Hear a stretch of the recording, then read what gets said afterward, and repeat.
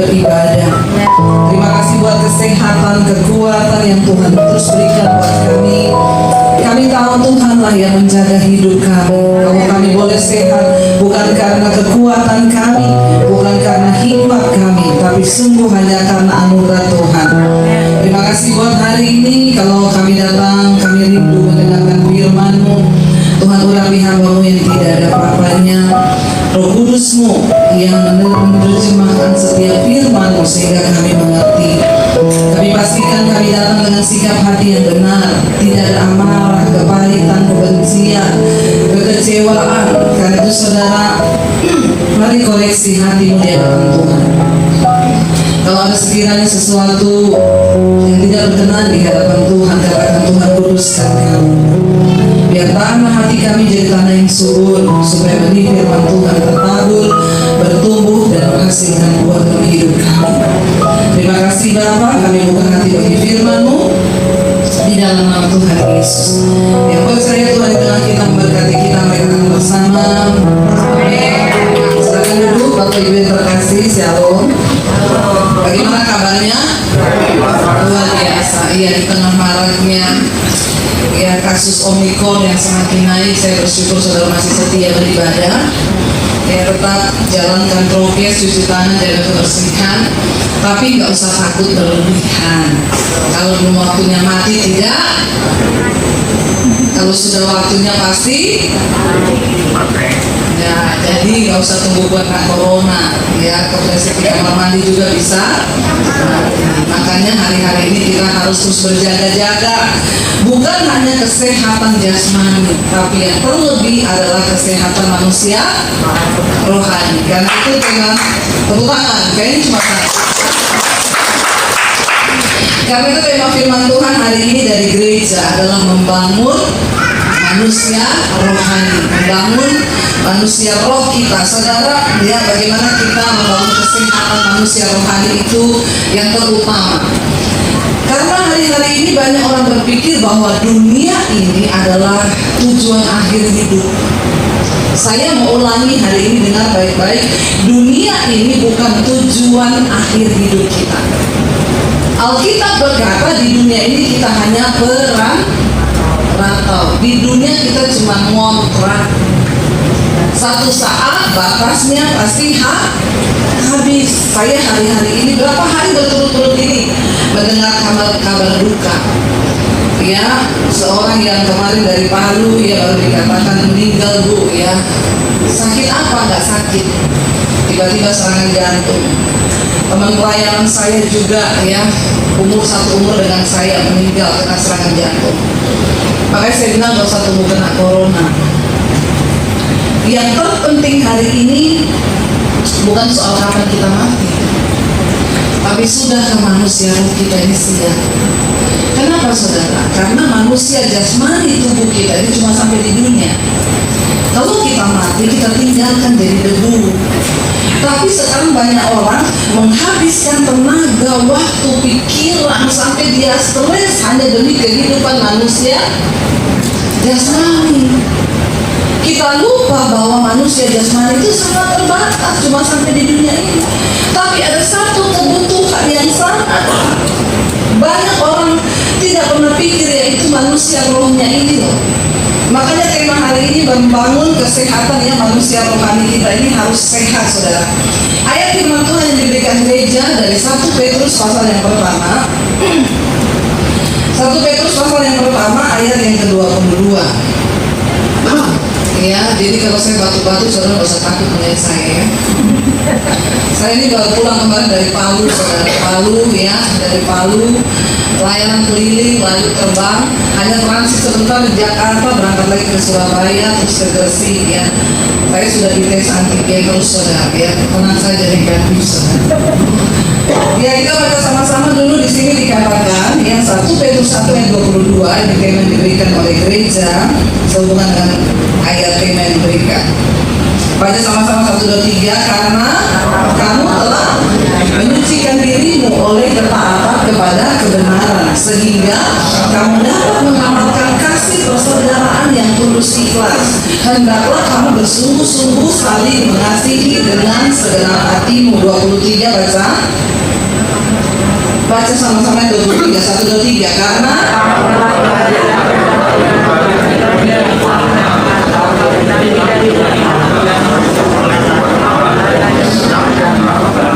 ya Alkitab itu dilarang saling mendahului. Kok kayak kopaja ya. Jadi perhatikan tanda baca. Kalau baca dengan tanda baca itu enak. Sekali lagi baca sambil roh kita meresapi. Coba dibaca sambil roh meresapi itu beda. 1, 2, 3.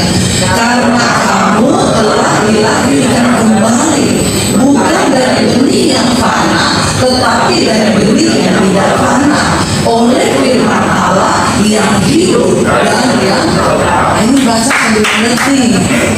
Kalau tadi itu enggak cuma di mulut toh. Karena kamu telah dilahirkan kembali bukan dari benih yang fana, tetapi dari benih yang. Saudara, kalau kita membaca Alkitab, kita perlu siapkan akal budi dalam firman Tuhan supaya firman yang kita baca itu tidak berlalu sia-sia.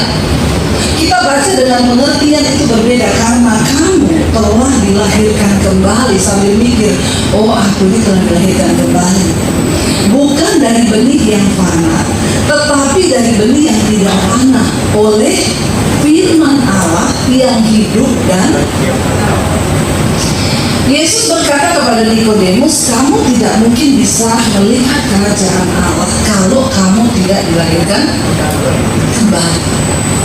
Dengan apa orang itu dilahirkan kembali? Dengan benih yang tidak fana, yaitu firman Tuhan.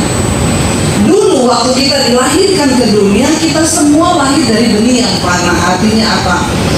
Ya, sel telur ketemu dengan sperma, yaitu proses biologi terjadinya seorang manusia.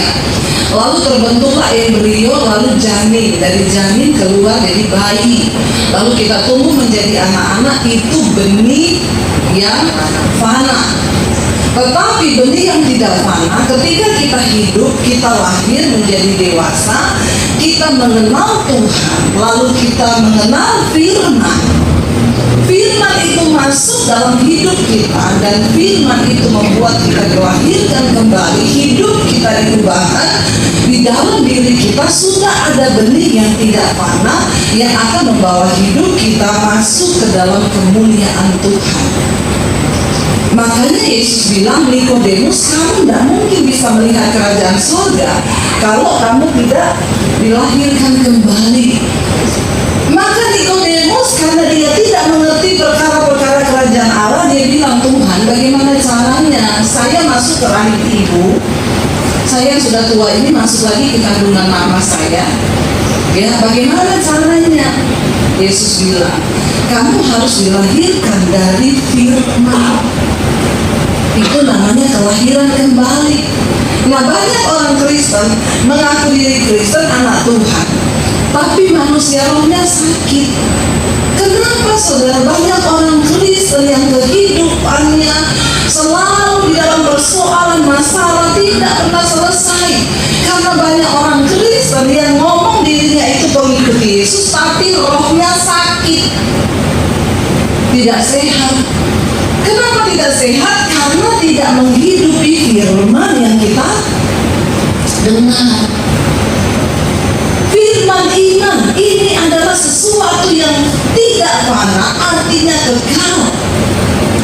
Dan saudara, semua keadaan di sekeliling kita itu bisa terpengaruhi oleh satu hal, dimulai dari iman.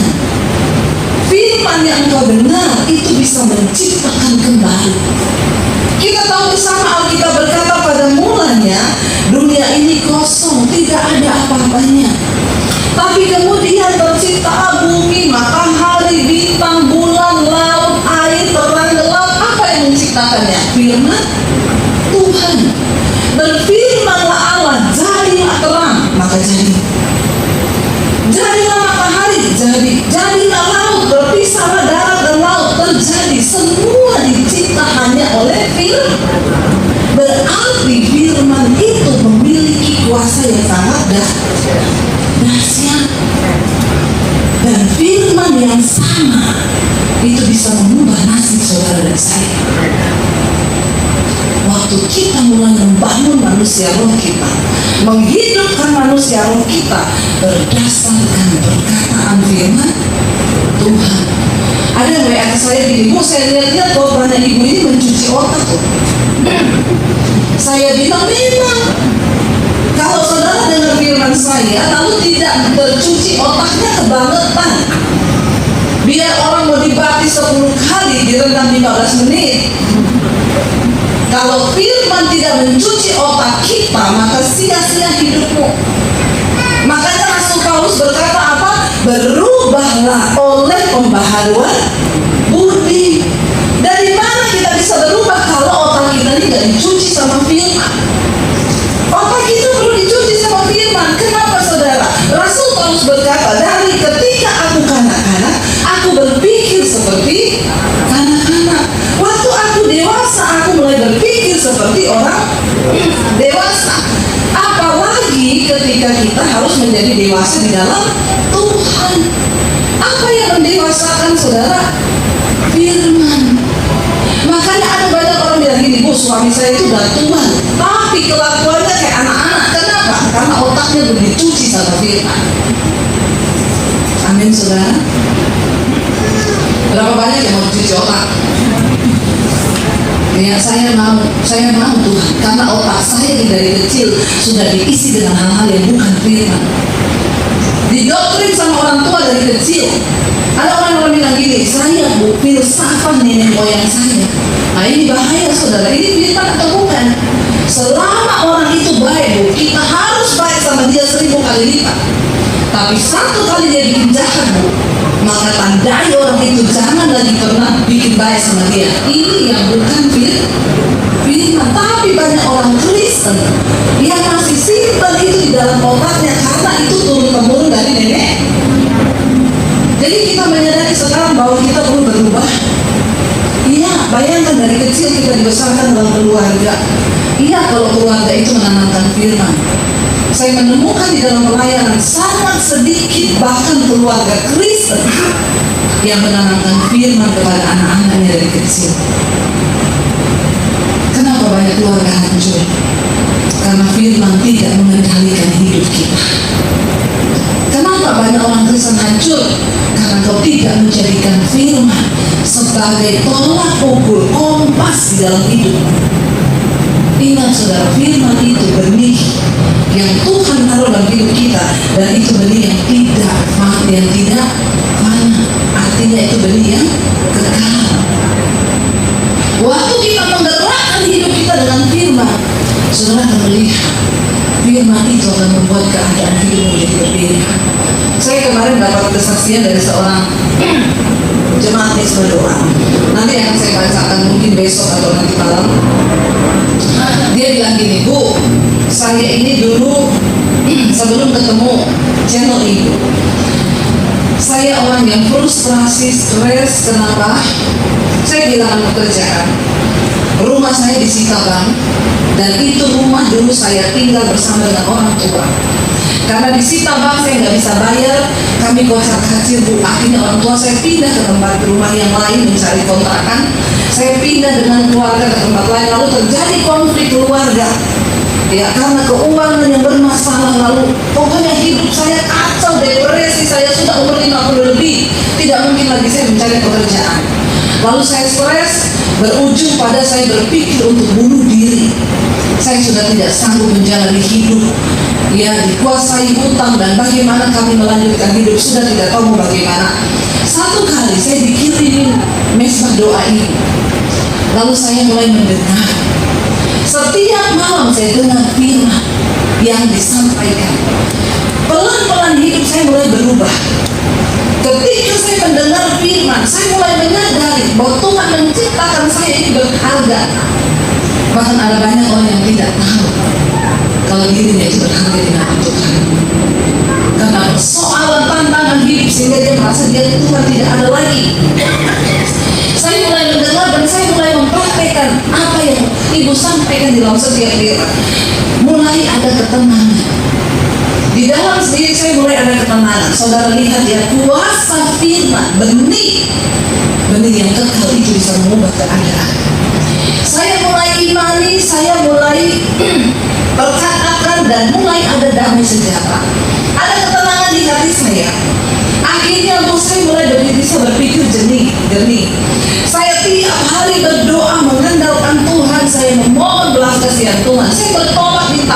kalau selama ini hidup saya salah.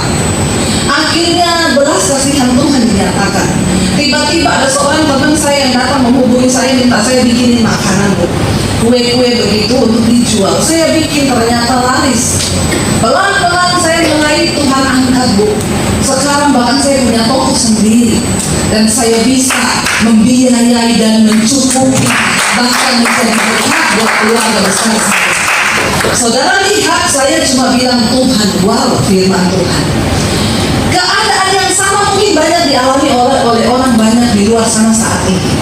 Tetapi keputusan yang bisa mengubah hidup seseorang itu waktu orang memutuskan untuk menerima firman. Saya sangat percaya firman itu wow. Kenapa? Dengan firman Tuhan mencipta yang tidak ada menjadi ada.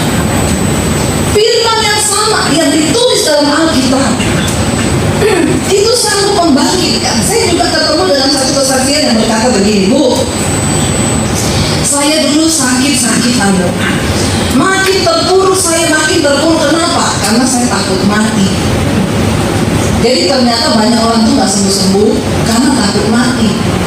Tapi orang yang rohaninya dewasa dan sehat, dia gak takut mati lagi, amin. Jadi siapa di sini yang sudah siap mati? Tolong angkat tangan. Kenapa saya selalu tanya siapa yang sudah siap mati? Kenapa? Saya mau lihat kesehatan roh saudara. Orang yang rohnya manusia, rohnya itu sehat dan bertumbuh, dia nggak takut mati. Tapi jangan cari siapa yang sudah siap mati. Masih belum juga. Terus ngapain saya tiap minggu khotbah di sini? Ya, saudara, kita harus siap. Kenapa? Kamu siap atau tidak siap? Kalau harinya datang mati. Anaknya Nurul Arifin umur berapa? 22 tahun ya, lagi meja makan mati. Nggak pandang bulu. Kalau mati itu mau datang nggak usah tunggu tua, nggak usah tunggu kena corona. Lagi duduk di meja makan bukan jantung bisa berhenti loh. Hello. Jadi saudara siap atau tidak siap? Lebih baik sih. Makanya nggak ada pilihan, kita harus mulai membangun, menyehatkan manusia rohani kita. Supaya kalau manusia rohani kita sehat, saya mau bilang sama yang muda-muda di sini, jangan sombong dengan hidupmu loh. Kemarin anak saya baru angkatnya dia, saudara. Puji Tuhan, akhirnya kamu selesai kuliah, nak, umur 21 tahun. Bulan Maret nanti mau wisuda. Nih 1 minggu berikutnya meninggal di tempat kosnya. 21 tahun. Besoknya disusul anaknya Nurul Arifin itu 22 tahun. Jadi yang umur-umur di bawah 20 disitu jangan seneng dulu. Yang namanya mati itu sekarang nggak pandang-pandang, ya, karena sekarang itu banyak anak muda yang lebih cepat mati. Saya bilang sama anak saya, generasi kalian ini besok banyak yang cepat mati. Kenapa? Begadang terus kan main HP. Iya Pak ya.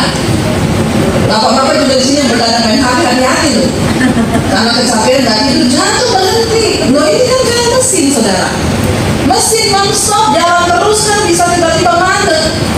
Kita nggak ada yang tahu hidup ini. Ya, tapi bukan soal kapan kita mati. Yang penting kita udah siap, manusia roh kita sudah dibangun. Amin. Nggak ada yang bisa berkata terlalu sombong bilang wah hidup ini kan saya masih lama lah. Nggak ada. Ya, jangan bilang yang tua-tua lebih dulu mati. Bisa sekarang anak-anak muda lebih banyak mati. Anak-anak SMA, temannya anak saya udah kena diabetes, cuci darah. Kenapa? Gaya hidup mereka. Sekarang anak sekarang itu main HP. Apalagi kalau seorang mau libur-liburkan lagi sudah tampak kaum rebahan terus. Ya, mereka makan rebahan, badannya nggak pernah gerak. Nggak gerak, minumnya saudara, ya pesen. Dengan adanya GoFood, apalagi sekarang Shopee Food, semua mau food. Ya mereka tinggal dengan jari kan, pesen minuman manis, itu minuman segini, itu gulanya bisa bersendok. Mereka nggak pernah bergerak. Makanya sih sama anak saya, teman-temanmu udah kena diabetes, masih umur SMA, udah cuci darah. Makanya saya tidak heran kalau umur 21 udah mulai pada mati-mati di generasi. Lo benar saudara, karena gaya hidup mereka itu yang bikin kalau kita nggak jaga juga bahaya kan. Makanya saya sekarang ini mulai diet juga. Suami saya ketawa paling kenceng. Jangan gitu dong saya, kamu tuh harus mendukung istri ya. Karena dia yang paling gak mau kalau saya ajak dia, soal dia biar gendut kalau mau gendut. Tapi begitu kan, kita setelah tiap pagi mulai olahraga. Iya saudara, karena bukan apa-apa. Ya badan itu, aduh kalau sudah makin gede ya geraknya gak enak saudara ya. Apalagi saya kalau lihat bapak-bapak yang perutnya buncit, maaf ya. Bapak-bapak perutnya buncit. Saya kadang nanya, Pak nggak capek Pak? Saya aja perempuan dulu hamil 9 bulan capek loh Pak mau perut segitu. Karena bapak-bapak yang perutnya buncit itu kan lebih dari perut ibu 9 bulan kan gedenya kan. Saya bayangkan tuh bapak perut nggak capek ya, kita dulu hamil aja capek loh 9 bulan. Apalagi itu bapak seumur hidup bawa perutnya begitu. Kalau nggak berat loh, bener saudara. Ini sih menyinggung arus namanya. Mudah-mudahan mulai tersinggung. Memang kita harus membangun manusia jasmani, tetapi jangan lupa yang terutama adalah manusia rohani. Ya, hidup dalam kekudusan dikatakan firman itu. Jadi saya bilang sama ibu itu, dia bilang, saya takut mati Bu, makanya makin terpuruk. Waktu saya ketemu channel ibu, saya mulai hidup mesbah doa. Ternyata saudara, kenapa orang banyak berubah? Di mesbah doa itu, kita tuh gak aneh-aneh. Pertama nyanyi. Kenapa orang sekarang banyak stres? Karena sudah jarang nyanyi. Alkitab bilang hati yang gembira itu obat ya. Kalau orang nyanyi berarti hatinya senang. Ya, itu membawa perubahan. Lalu habis dia nyanyi dengan firman. Kemarin saya ke Palu, saya diundang Natal Bamak dan seluruh ASN Kota Palu, pegawai negeri dan juga badan musyawarah antar gereja. 70 gereja bersatu dan para pegawai negeri yang datang 1.500 orang benar. Tapi nggak ada apa-apanya soal mesbah doa kan sampai 60.000, 70.000 sebenarnya. Lalu saudara, ibu yang undang saya itu kepala dinas, dia bilang gini, Bu, ya kita ini dari gereja GKST itu gereja Protestan, bukan kayak kita yang tepuk-tepukan. Tadinya saya itu waktu pandemi cari-cari di YouTube, lalu saya ketemu ibu. Saya mulai ikut mesbah doa Bu, ya nyanyi suami saya Bu, kalau saya lagi kecilin, ya dia boleh dengar itu tapi gak usah gede. Jadi suaminya putar channel yang lain, dia putar apalah Mbak Imbong, ditonton kayak gitu saudara. Istrinya berdoa dalam hati, Tuhan jangan suamiku satu saat dia boleh sama-sama berdoa. Tiap malam istrinya tidak pernah berhenti, walaupun tiap malam dibilang kecilin, ya. Tapi yang namanya tiap hari istrinya gituin terus, lama-lama suaminya itu kalau nggak dengar ada yang hilang dari kupingnya mungkin ya. Terus kata istrinya lama-lama Bu, dia yang pelan-pelan nyari sendiri Bu. Saya milih Bu. Ya dia nyari channel ibu. Tapi akhirnya saya ajak dia bareng, yuk Pak, kita ikut bareng aja, nggak usah sendiri-sendiri. Enak kok ikut mesbah doa. Pertama ikut bareng, tapi istrinya nyanyi, dia nggak mau nyanyi.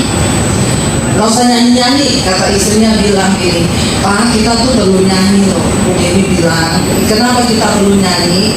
Karena nyanyi itu membaca hati. Kalau hati kita lagi takut, khawatir, kita nyanyi, hati yang gembira itu obat. Lalu suaminya bilang, oh gitu ya, iya. Akhirnya dia nggak ikut nyanyi saudara. Dari yang lihat pakai HP, akhirnya mereka bela-belain di yang TV, yang ada YouTube biar bisa ikut satu keluarga. Suaminya itu cerita sama suami saya dulu nggak pernah nangis dengan pujian, nyanyi aja males. Ya tapi sejak ikut mesbah doa belum apa-apa udah meneteskan air mata. Kenapa saudara? Karena manusia rohnya mulai dibangun. Lalu mereka mulai merasakan, makanya pas saya diundang kemarin, saya masuk juga hari Minggu dapat kesempatan untuk khotbah di gereja GKST yang terbesar di Kota Palu. 5 kali ibadah, itu 1 kali ibadah itu 1.000 lebih yang hadir. Ya, dan di gereja itu yang pernah ada pendeta ditembak mati dari khotbah waktu zaman-zaman teroris itu. Ya, jadi saya dibilang, Bu, ini monumen di gereja kita. Ini dulu yang pendeta kami lagi khotbah, terus tiba-tiba ditembak langsung di kepala, meninggal di tempat. di gereja ini Bu, oh ini ya gereja, memang gereja GKST yang besar. Saya bersyukur saya bisa masuk ke sana. Kenapa? Ternyata jemaatnya itu sebagian besar semua jemaat Misbah Doa.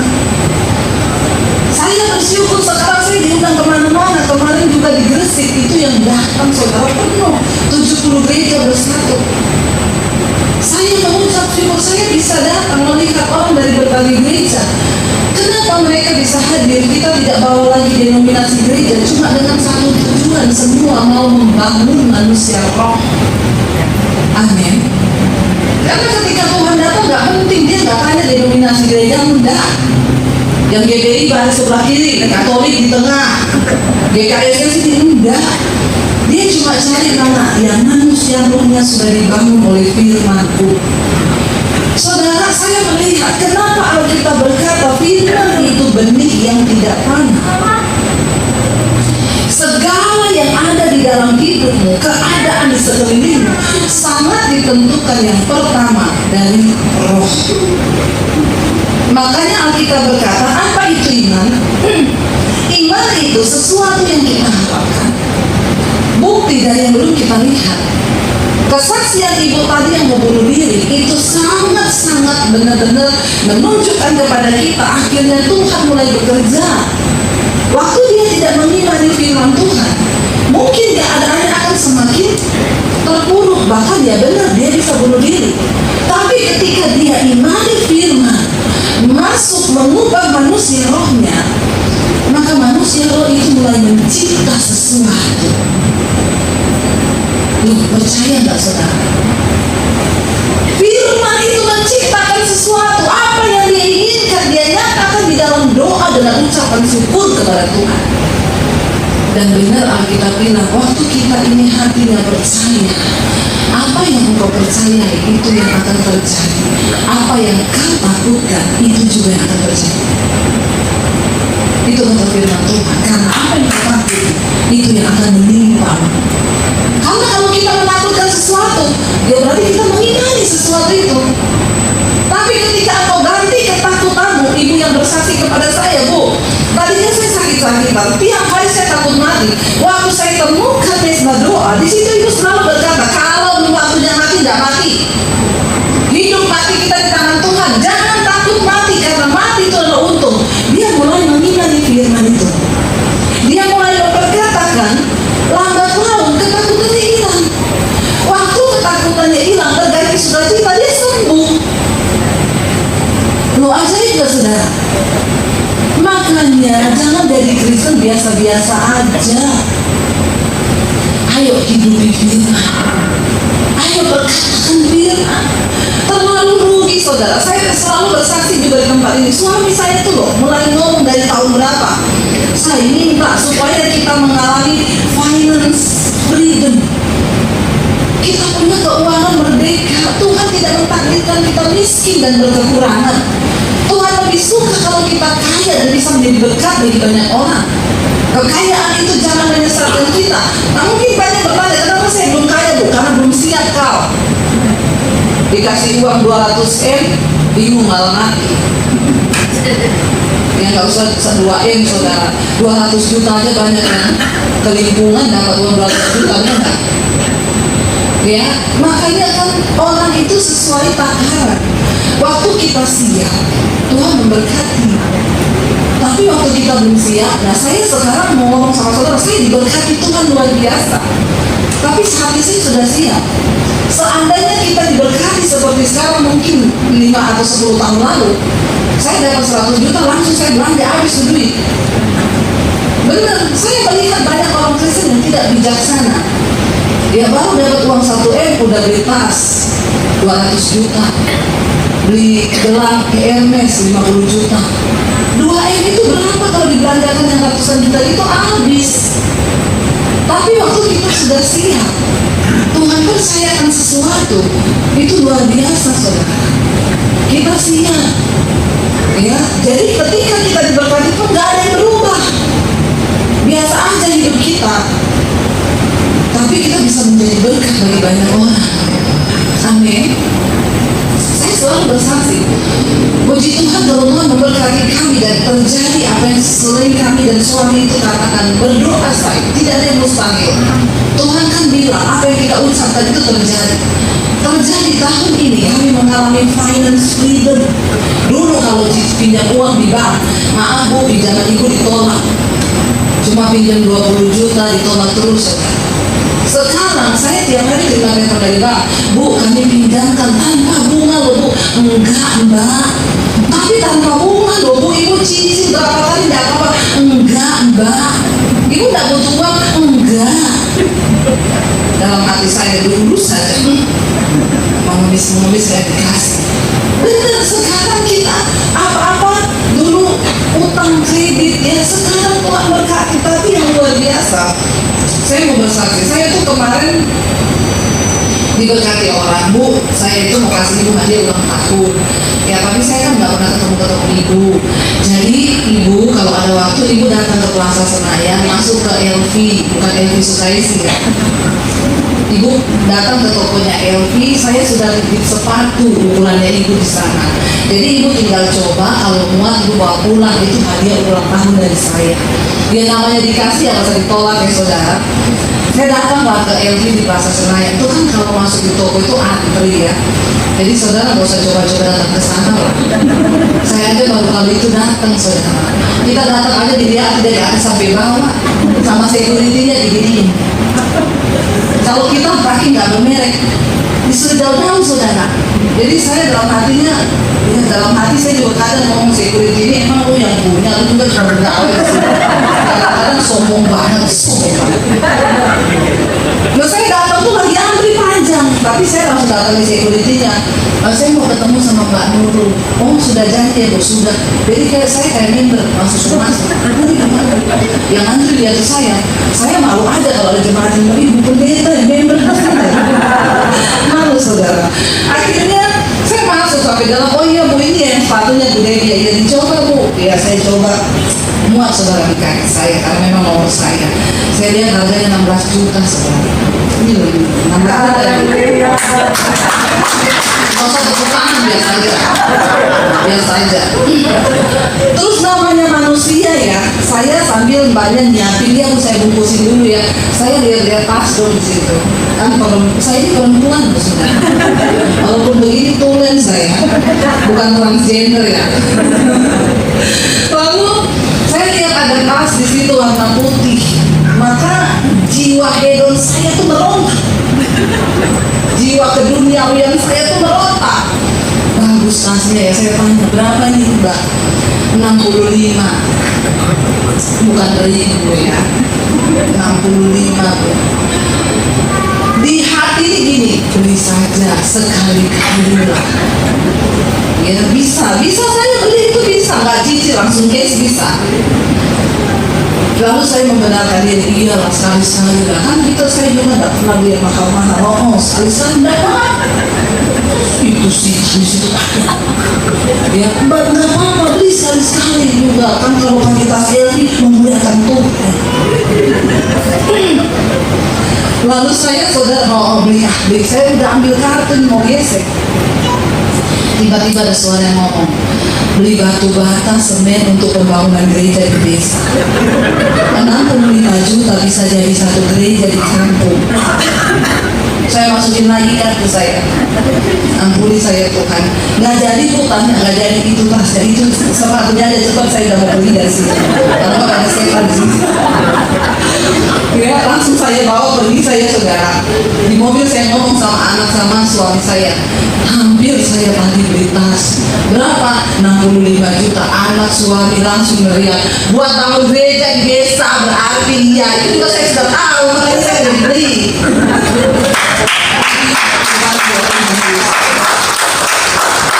Ketika hati kita siap diberkati Tuhan saudara. Coba kalau saya mungkin 5-10 tahun lalu mungkin tidak seperti itu. Tuhan itu menunggu engkau siap. Karena itu bangun lebih dahulu manusia rapi. Kenapa saudara? Ayat 24 bilang begini. Kita baca ayat 24, baca sama-sama 1, 2, 3. Sebab semua yang hidup adalah seperti rumput, dan segala kemuliaannya seperti bunga rumput. Rumput menjadi kering dan bunga menjadi gugur. Apapun yang kelihatannya wah dalam hidup kita hari ini akan lenyap satu saat nanti. Walaupun orang masih punya banyak harapan, punya mimpi, menata masa depan begini-begini, kalau hari ini Tuhan ambil nyawamu, kata firman Tuhan. Seperti kisah orang kaya yang bodoh di dalam Alkitab. Aku sudah punya semuanya, karena itu aku taruh di lumbung-lumbungku. Setelah itu aku berhenti bekerja. Lalu aku menikmati, dan itu tidak akan habis sampai 7 turunan. Tapi Alkitab bilang, firman Tuhan bilang, hai orang kaya yang bodoh, kalau malam ini jiwamu diambil daripada, untuk apa semua yang sudah kau simpan di dalam lumbung? Sekarang orang banyak bikin perencanaan, motivator terutama mendukung anak-anak muda sekarang jadi crazy rich, biar kaya dengan cara gila, makanya banyak yang jadi gila beneran. Ya, main trading, saham, akhirnya sekarang ditutup sama pemerintah, sama dengan judi. Dalam waktu hanya berapa detik menentukan ini beli atau tidak, jual atau tidak. Sekarang anak-anak muda banyak, saudara, mereka pengen cepat kaya dengan diajarkannya begini, umur sekian sampai sekian kamu kerja mati-matian, nanti setelah kamu melewati umur 50 kamu sudah punya banyak harta, kamu bisa istirahat jalan-jalan keliling dunia. Dia lupa bahwa nyawanya, jiwanya itu milik Tuhan. Walaupun mimpimu sebesar apa, saya itu banyak merenung dengan teman-teman yang mati mendadak hari-hari ini. Oh ya, sebanyak apapun mimpi yang kita punya hari ini, kalau hari ini mati, nggak ada lagi yang kau mimpikan. Tiba-tiba kau pindah alamat. Ngerti loh, sampai saya tadi pagi mandi, habis olahraga saya mandi, saya pikir gini, saya bisa loh lagi mandi ini jantung saya berhenti. Lo bisa loh saudara. Makanya saya langsung cepet-cepet nyanyi, kasih setiamu lebih dari hidup. Dicabut nyawa lagi nyanyi kan langsung saudara. Itu namanya siap-siap bangun manusia rohani, bukan soal kamu. Lu bener saudara harus mulai mikir. Kadang manusia itu nggak mikir mati, mikirnya hidup terus. Karena itu nggak pernah mengucap syukur, apalagi dari kekayaan orang. Terus dia jadi sakit hati dengan sosial media sekarang. Kita lihat orang ya liburan, kita cuma di rumah, ibu-ibu cuci piring, cuci pakaian. Kemarin ada ibu-ibu bikin status, cuci pakaian, mesin cuci rusak, cuci 2 ember 2 loyang, suami nggak mau bantu lagi. Orang Mando dia bikin status di Facebook, cuci memang 2 ember basah, orang laki yang mau bantu, dia cuma baru duduk di situ.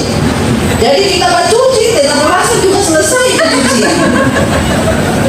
Tapi begitu saya coba cuci malam-malam, semua badan body rontok dan terasa.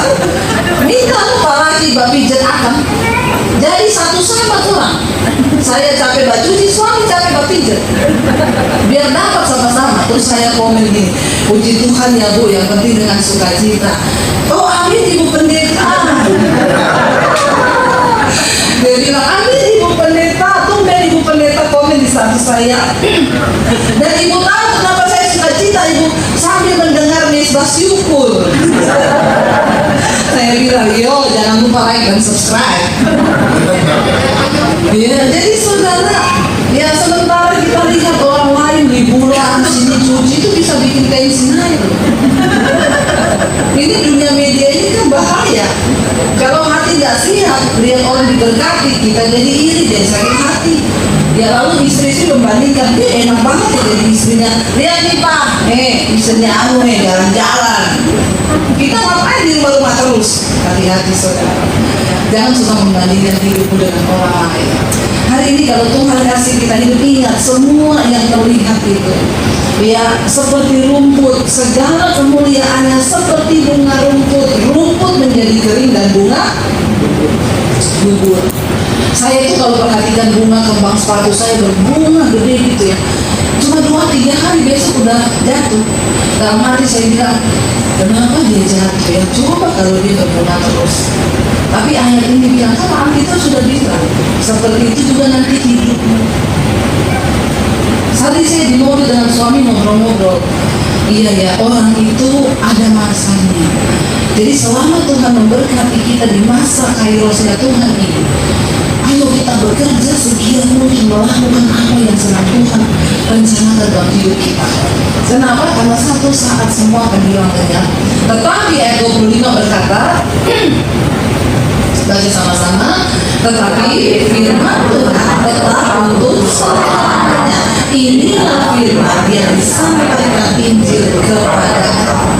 Semua akan berlalu, tapi waktu kita menghidupi firman, kita mungkin mati, tetapi hidup kita sampai pada kekekalan. Kita tidak binasa saudara. Karena itu tidak ada pilihan lain. Mari pegang kuat firman Tuhan, mari hidupi firman-Nya, dan amini bahwa itu akan mengubah hidup kita. Amin. Mari kita bangkit berdiri bersama. Terima kasih Bapak, kami mengucap syukur buat siang hari ini.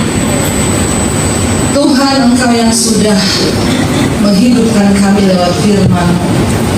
Kami tidak mau firman Tuhan itu berlalu begitu saja. Hidupku menggenapi firman-Mu Tuhan.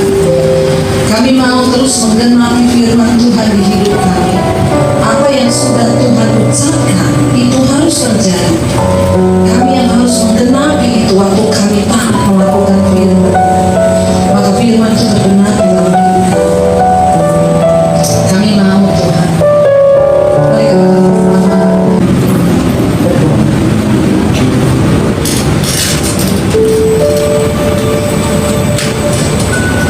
Puji Tuhan, kita semua diberkati. Amin.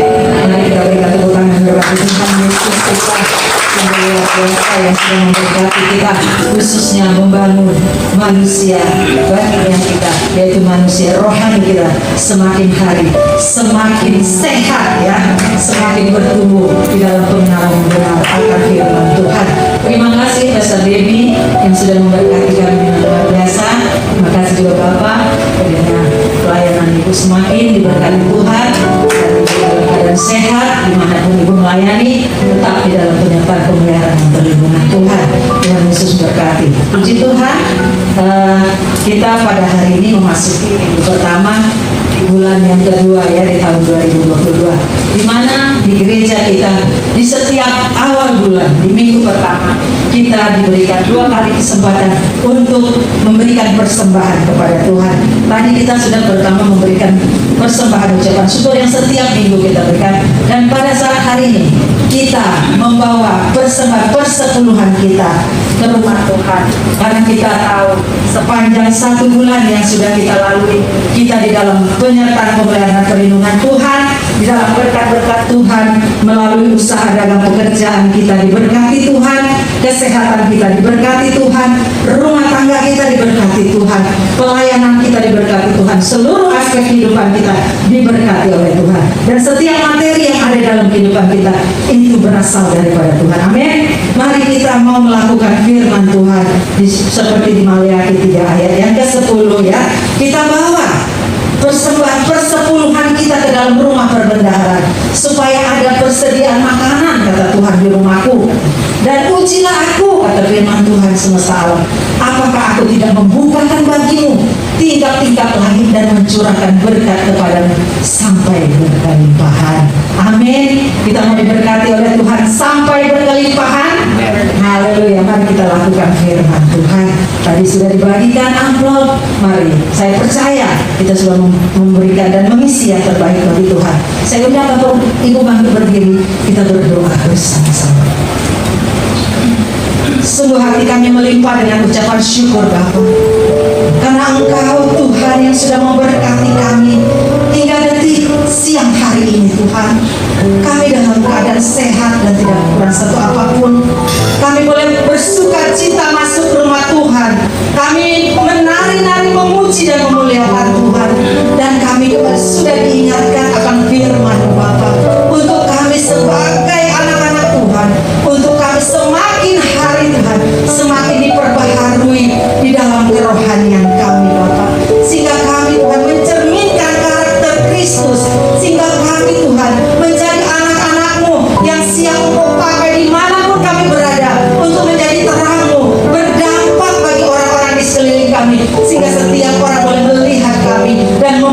memuliakan Engkau Tuhan. Terima kasih Bapa pada saat ini kesempatan ini Tuhan. Kami mau melakukan firman-Mu. Buktikan Engkau sudah memberkati kami di dalam seluruh aspek kehidupan kami, khususnya Tuhan Yesus di dalam usaha bisnis pekerjaan dagang kami. Engkau memberkati sehingga kami dicukupkan segala apa yang menjadi keperluan kebutuhan kami. Pada saat hari kami mau melakukan firman Tuhan, kami mau membawa persepuluhan apa yang menjadi milik-Mu Tuhan ke rumah perbendaharaan-Mu Bapa, supaya tersedia makanan di rumah-Mu Bapa. Dan setiap Tuhan persembahan yang kami berikan ini Tuhan boleh menjangkau jiwa-jiwa bagi kemuliaan nama-Mu lewat gereja kami GBI Victorious Family Tuhan Ministry. Biarlah Tuhan setiap anak-anak-Mu yang mempersembahkan Tuhan Yesus bersepuluh hari ini Tuhan, Engkau kuduskan dan berkati Tuhan, sehingga menyukakan hati-Mu Tuhan dan layak dipakai untuk pelebaran kerajaan bagi kemuliaan-Mu. Kami percaya Tuhan Yesus, dan kami memberi dengan penuh sukacita. Engkau Allah sumber berkat bagi kami. Engkau akan memberkati kami dengan berkelimpahan. Terima kasih Tuhan, kami siap memberi. Terpujilah Engkau Bapa, di dalam nama Tuhan Yesus kami berdoa. Kita siap sedang berkati sama-sama, katakan amin. Silakan di atas dasar firman Tuhan, maka kekuatan yang dari Tuhan melimpah atas hidup kami. Kami menjadi orang-orang yang kuat menghadapi segala situasi. Dan bukan hanya itu saja, kami percaya firman yang kami hidupi sanggup mengubah keadaan kami, sanggup memberi kemenangan, memberi kesembuhan, memberi pemulihan. Terima kasih buat firman yang hidup dalam hidup kami. Terima kasih buat Yesus sang firman yang tinggal dalam hidup kami. Terima kasih Bapa, Engkau memilih kami menjadi anak-Mu. Terima kasih buat kesempatan yang Tuhan berikan untuk kami boleh mengenal kebenaran. Tidak semua orang mendapatkan kesempatan itu Tuhan. Engkau memilih kami yang ada di ruangan ini untuk mendengar kebenaran. Itu artinya Tuhan mau kami bertumbuh kepada kebenaran itu sendiri. Berkati anak-anak umat-Mu, mereka sedang menghadapi pergumulan tantangan. Firman menjadi kekuatan bagi setiap mereka. Jalan keluar Tuhan sanggup berikan. Karena itu kami juga hari ini melepaskan berkat buat bangsa kami Indonesia. Tuhan, biarlah anugerah melimpah bagi bangsa kami. Di tengah pergoncangan politik, keadaan yang tidak menentu, kami tahu Tuhan pegang kendali. Karena kalau bukan Tuhan yang menjaga sebuah bangsa, maka sia-sia usaha para penjaganya. Kami berdoa Tuhan, pegang kendali atas Indonesia. Keamanan kami berdoa bagi Bapak Presiden Jokowi, wakilnya, seluruh jajaran kabinet, bahkan TNI Polri. Berikan kekuatan hikmat agar mereka boleh menjalankan tugas sesuai dengan amanat yang dari Tuhan. Berkati bangsa kami, hujan pertobatan tercurah. Di tengah pandemi corona ini kami percaya tidak ada kematian massal, yang ada pertobatan massal dan kesembuhan massal. Terima kasih Bapa, setiap kami yang tempat ini membuka hati dan tangan kami untuk menerima berkat-Mu. Diberkatilah Engkau dalam kehidupan-Mu, diberkati rumah tangga-Mu, diberkati pekerjaan-Mu, diberkati kesehatan-Mu, diberkati keuangan-Mu, sehingga Engkau menjadi berkat dan memuliakan nama Tuhan. Karena itu terimalah kiranya berkat dari Allah Bapa, cinta kasih Tuhan Yesus Kristus, penyertaan Allah Roh Kudus menyertai hidupmu mulai hari ini bahkan sampai kali yang kedua Tuhan Yesus datang menjemput kita. Nama-Mu tercatat di dalam kitab kehidupan. Dalam nama Tuhan Yesus yang percaya diberkati, katakan bersama. Puji Tuhan, selamat hari Minggu, Tuhan Yesus memberkati.